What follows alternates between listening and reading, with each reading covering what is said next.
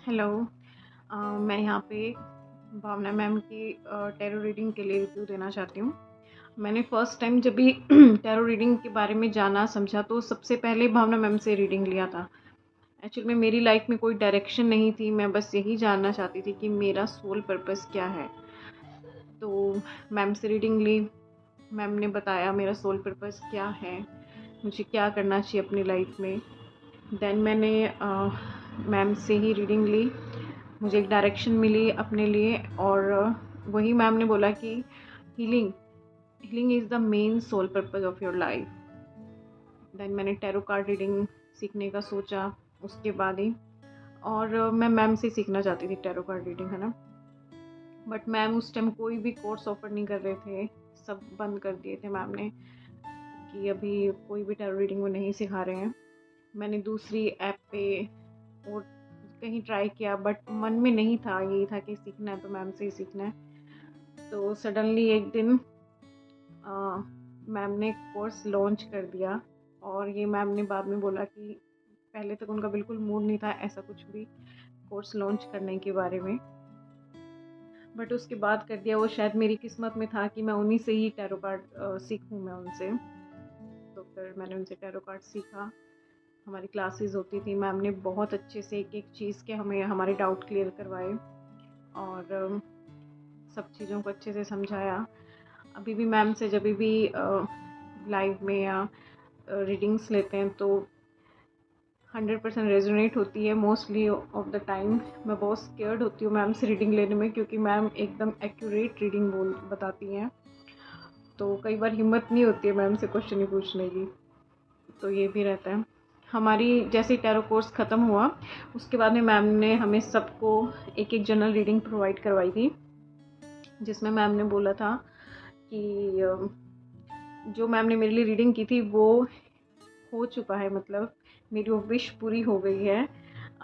जो मैम ने रीडिंग की थी एग्जैक्टली वैसे ही मेरी एक ही चीज़ थी कि मेरा अर्निंग सोर्स हो मेरे लिए, तो वो हो चुका है। सो thank you so much ma'am. मैं रिव्यू उसके बाद ही बना रही हूँ कि मेरी वो चीज़, मेरी विश पूरी हो गई है, जो भी मैम ने उस रीडिंग में हमारे लिए प्रिडिक्ट किया था वो। एंड लाइव में तो मैम से रीडिंग लेते रहते हैं, वो हमेशा गाइड करती रहती हैं।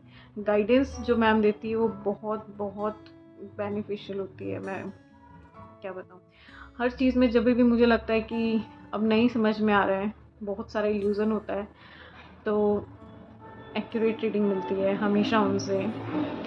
एक डिवाइन कनेक्शन ही महसूस होता है। नहीं तो मैंने कभी उम्मीद भी नहीं की थी कि मैं उनसे कभी सीख पाऊँगी, पर मैं उनसे सीख पाई, ये ही बहुत बड़ी बात है मेरे लिए, क्योंकि वो अपने आप में ओशन है और मैं तो शायद एक बूंद भी नहीं हूँ उनकी नॉलेज की, उन चीज़ों की। तो मैं अपने आप को बहुत ग्रेटफुल मानती हूँ कि वो मेरी लाइफ में आई, और ये मेरी कुछ पास्ट लाइफ के अच्छे कर्मास होंगे कि मैं उनसे मिल पाई और उनसे मैं गाइडेंस ले पाई। बट हमेशा जब भी ज़रूरत होती है कुछ भी चीज़ों में गाइडेंस लेने की, वो हमेशा अवेलेबल होती हैं, हमेशा गाइड करने के लिए।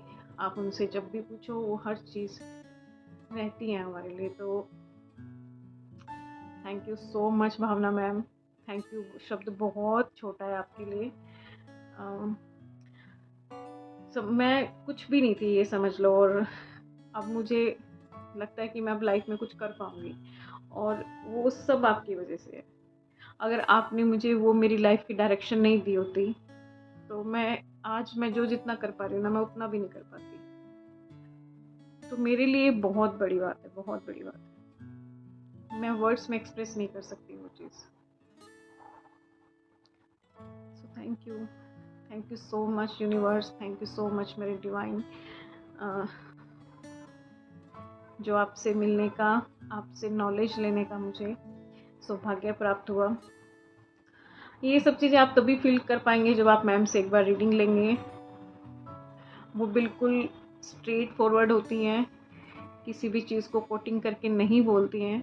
सो इस बात के लिए प्रिपेयर रहिए, आपको एकदम एक्यूरेट रीडिंग लेनी है तो मैम से। सो thank you so much ma'am, thank you.